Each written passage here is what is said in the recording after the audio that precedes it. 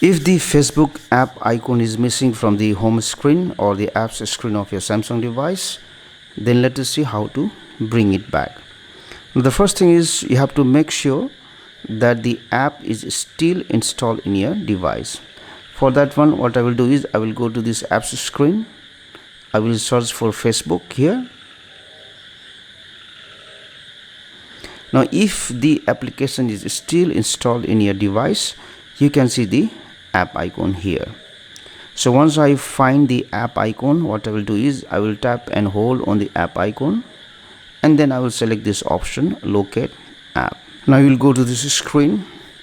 You can see there is Facebook application icon which is under hidden apps. That means this app icon is hidden in your device, due to which you can't see it on the home screen or the apps screen.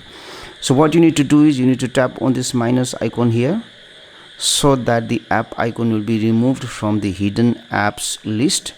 After that, select apply. Once you do it, you will see the app icon at the end of the apps screen, which is this one. Thank you for watching this video. Please like and comment on this video if you found it helpful. Also click on the subscribe button and hit on the bell icon to get the notification of our latest videos for free.